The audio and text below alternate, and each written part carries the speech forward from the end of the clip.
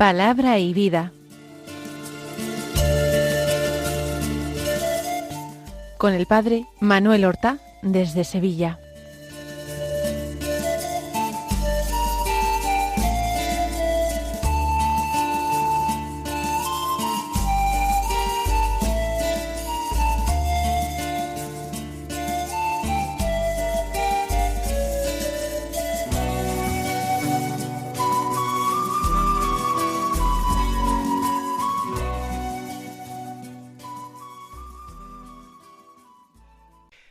En el nombre del Padre, y del Hijo, y del Espíritu Santo.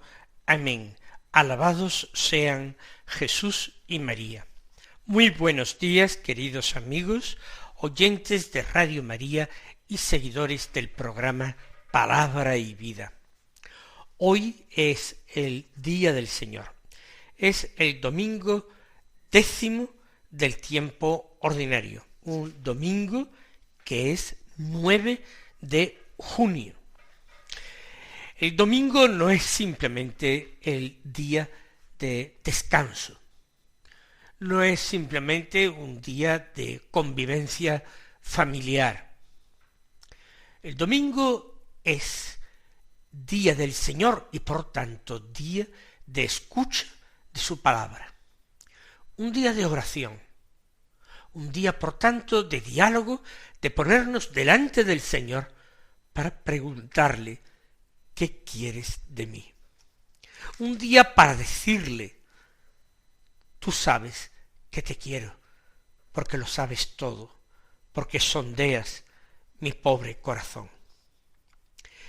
Y hoy es domingo.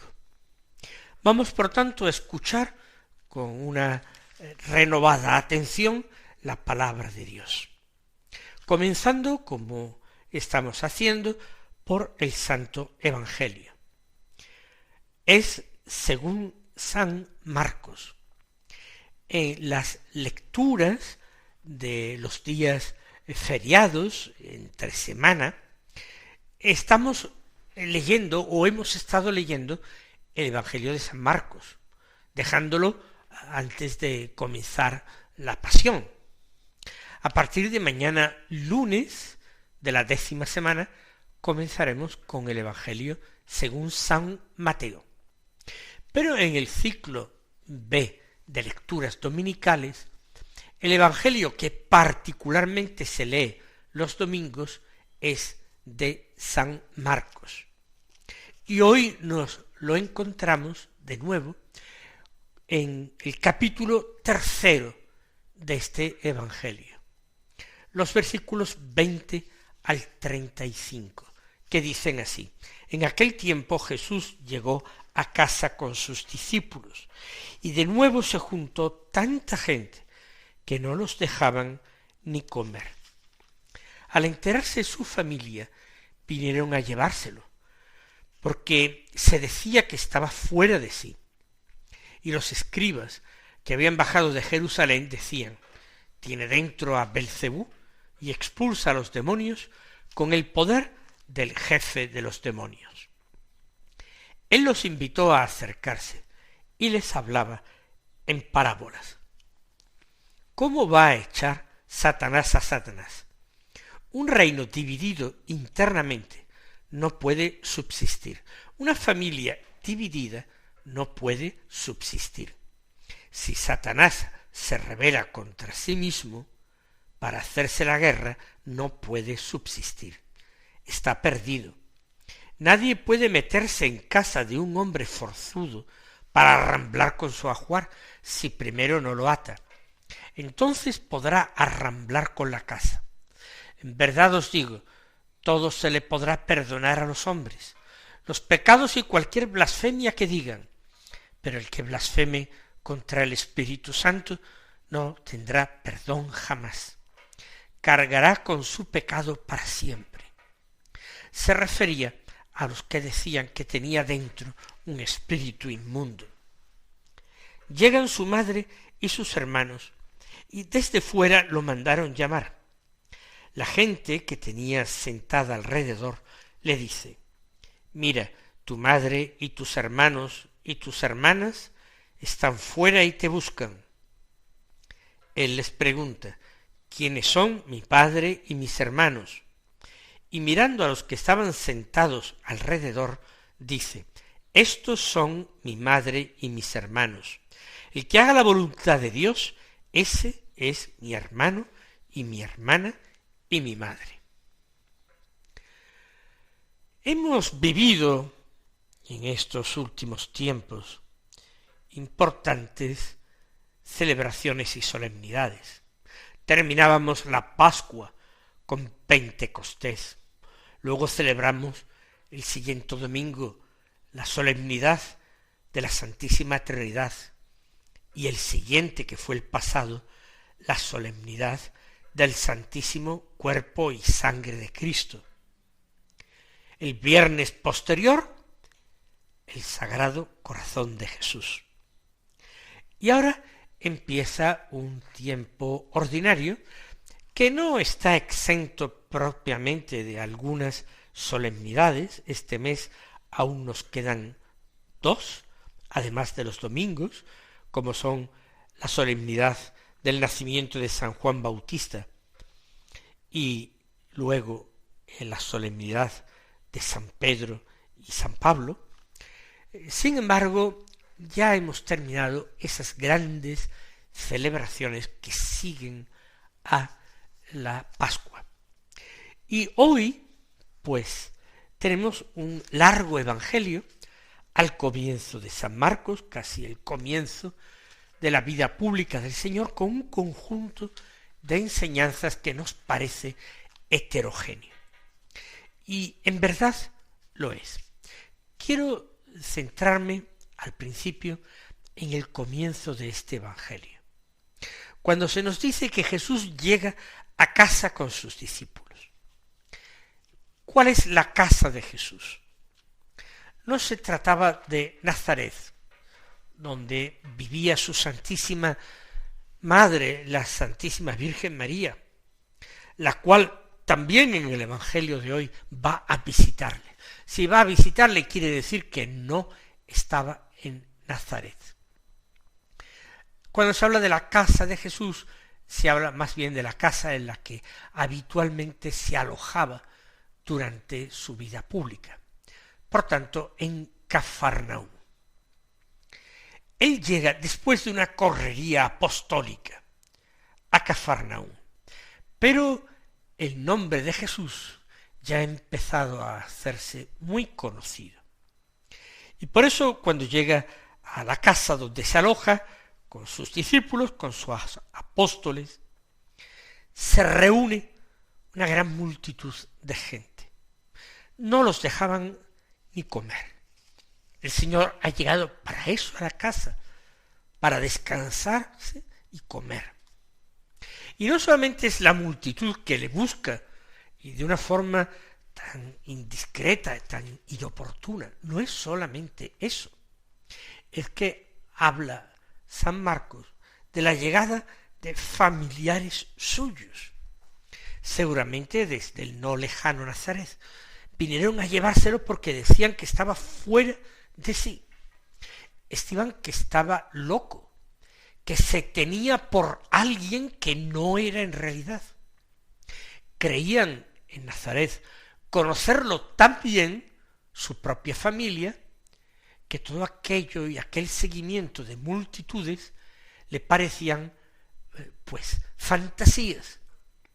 Una situación en que Jesús estaba fuera de sí, enajenado, alienado.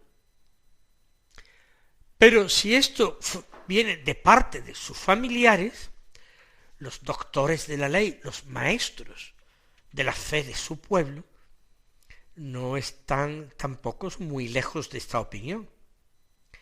Ellos no han venido desde Nazaret, han venido desde Jerusalén. Pero para decir, tiene dentro a Belcebú y expulsa a los demonios con el poder del jefe de los demonios. Es decir, estos no niegan los misterios que rodean la vida de Jesús, no niegan sus milagros, pero los consideran obra del demonio, que también tiene poderes extraordinarios.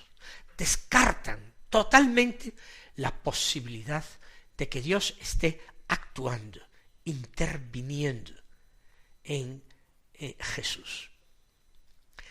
Ante todo esto, por una parte, las multitudes que lo asedian buscando sus favores, sus signos, los milagros, frente a los familiares que piensan que está loco, frente a los escribas y doctores de la ley que piensan que está poseído, él dice, los invitó a acercarse y les hablaba en parábolas, con comparaciones.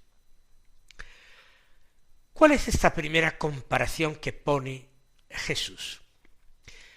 Habla de un reino dividido contra sí mismo, internamente.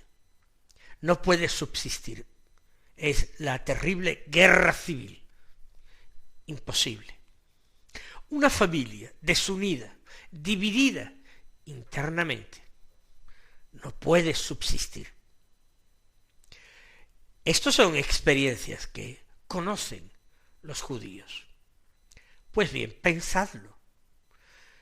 Si Satanás se rebela contra sí mismo, contra los suyos, para hacerse la guerra, no puede subsistir, está perdido. Volvamos al comienzo, la pregunta que lanza el Señor. ¿Cómo va a echar Satanás a Satanás? Esto está carente de toda lógica. ¿Realmente proviene de la buena voluntad de aquellos hombres? ¿O en el corazón de aquellos hombres hay ceguera, oscuridad, maldad? Sigue diciendo Jesús, poniendo un ejemplo, una parábola, una comparación. Nadie puede meterse en casa de un hombre forzudo para arramblar con su ajuar si primero no lo ata. Entonces podrá arramblar con la casa. ¿Quién es ese hombre forzudo? Evidentemente se trata del diablo. ¿Por qué? Porque desde el pecado de Adán, el mundo, él lo ha convertido en su morada, en su palacio, en su propiedad. Ha pretendido arrebatárselo a Dios y lo ha hecho, como decimos, su morada. Y él tiene fuerza, la fuerza de la mentira, del engaño. Si está este hombre forzudo, atento, nadie puede entrar en sus dominios para arrancarle lo que ha conseguido. Primero sería preciso atar a ese hombre forzudo para poder entrar en su casa y arramblar con esas posesiones que inicuamente ha adquirido. No, Satanás no echa a Satanás. Es el dedo de Dios, es el poder de Dios, es el amor de Dios. Es Él, el único que puede entrar en la casa de ese forzudo que es Satanás, y atarlo, y reducirlo a la impotencia más absoluta, y quedarse con todos los bienes que, insisto, había inicuamente arrebatado. Por tanto, sigue enseñando Jesús, en verdad os lo digo, todo se le podrá perdonar a los hombres, los pecados y cualquier blasfemia que digan, pero el que blasfeme contra el Espíritu Santo no tendrá perdón jamás, cargará con su pecado para siempre. ¿A qué se refiere Jesús? San Marcos nos lo aclara él mismo inmediatamente. Dice, se refería a los que decían que tenía dentro un espíritu inmundo. Efectivamente, así es, porque la misericordia de Dios es infinita, y porque el sacrificio redentor de Cristo, porque la sangre del Cordero Inmaculado, derramada como sacrificio agradable a Dios, es capaz de borrar perfecta y totalmente el pecado del mundo. Pero si uno termina afirmando y creyendo que ese poder de Dios, que es más fuerte que el forzudo, que ese poder de Dios no es el poder del amor y de la misericordia, que no es el poder de la fuerza, de la sangre, de la víctima inmaculada que Dios se ha preparado a sí mismo, sino al contrario lo atribuye al poder del maligno. Semejante error, semejante negación, semejante oscuridad, se hace incapaz de recibir la luz, se hace incapaz de recibir el amor y la misericordia, porque la luz, el amor y la misericordia, todo lo atribuye al poder del maligno. ¿Entienden? No es que la sangre de Cristo no pueda borrar cualquier pecado, o como dice Jesús, incluso cualquier blasfemia que se diga. Todo puede ser borrado y perdonado. Pero atribuir la salvación de Dios al demonio es echarse irremediablemente en sus brazos. Y ahí sí que Dios, que respeta la libertad del hombre, ahí sí que Dios no puede hacer nada. Por eso dice San Marcos, para aclarar el sentido de esta parábola del hombre forzudo, se refería a los que decían que tenía dentro un espíritu inmundo. Bien, hasta Jesús en Cafarnaúm, hasta la casa donde ha acudido para comer, para descansar, han llegado tres tipos de personas. Han llegado discípulos o incluso simplemente admiradores que quieren pedirle favores, que no le dejan ni descansar ni comer. En segundo lugar, han llegado los escribas de Jerusalén, tan engañados que emiten un juicio tan erróneo. Pero han llegado también, como hemos leído antes, familiares de Jesús, para intentar llevárselo porque piensan que estaba fuera de sí, que estaba loco. En ese contexto, San Marcos sigue afirmando que llegaron su madre y sus hermanos desde fuera y lo mandaron llamar. Evidentemente su madre, la Virgen María, creía profundamente en él. Ella sabía desde el instante de la concepción que llevaba en su seno al mismo Dios de Israel. No era su madre. Ahora su madre podía haber venido acompañada por distintos miembros de la familia que tenían un interés distinto, no el interés de ver a Jesús simplemente porque lo amaban, porque le echaban de menos, sino porque quizás envidiosos de su popularidad querían llevarse de nuevo a Jesús a Nazaret. ¿Quién se ha creído que él está fuera de sí? Y le piden que salga de la casa donde se encuentra. Dice San Marcos, la gente que tenía sentada alrededor. Por tanto, habían entrado en la casa y no estaban solamente los apóstoles y la familia de algunos de sus apóstoles, otros de aquellos que no le dejan ni comer ni descansar, han entrado también, pendientes de las enseñanzas de su boca. Y ellos le dicen, mira, tu madre y tus hermanos y tus hermanas están fuera y te buscan. Jesús sabe perfectamente quién le busca y para qué le busca.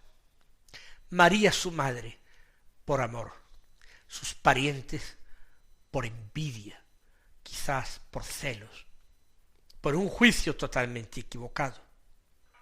Y entonces el Señor no desaprovecha la ocasión para impartir otra enseñanza. Les pregunta a aquellos que le advierten de esa presencia de su madre y de sus hermanos. ¿quiénes son mi madre y mis hermanos?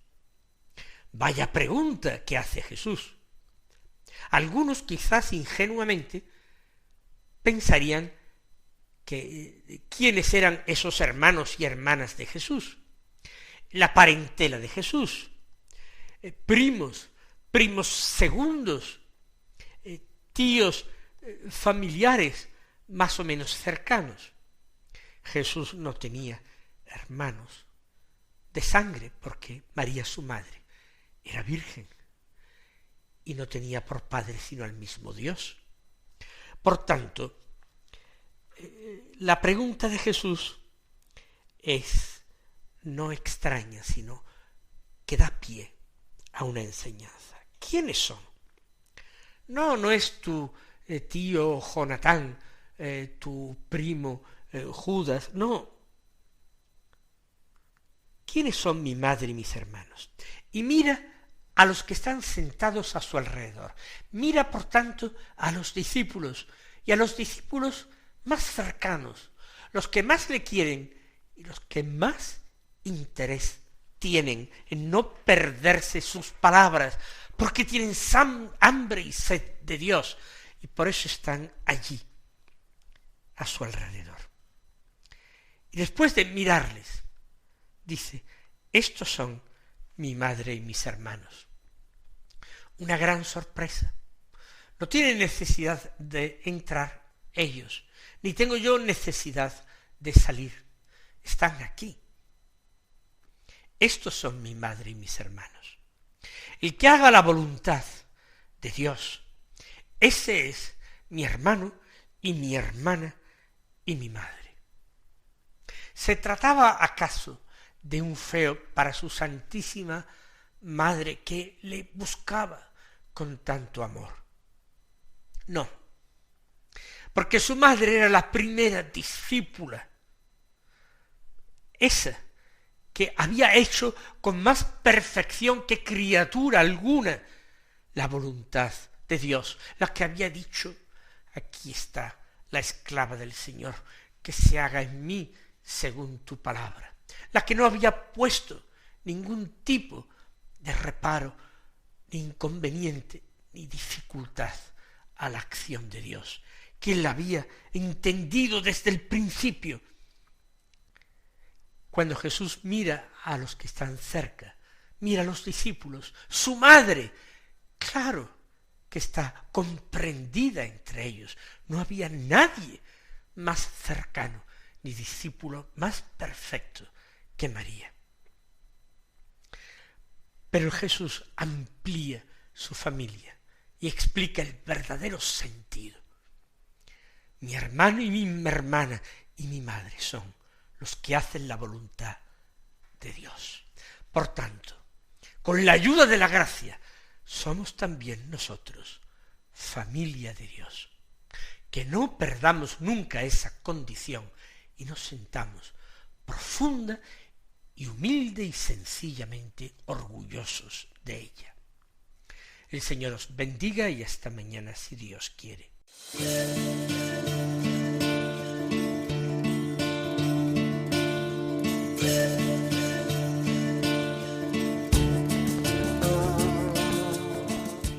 Han escuchado en Radio María Palabra y Vida, un programa que dirige el Padre Manuel Horta.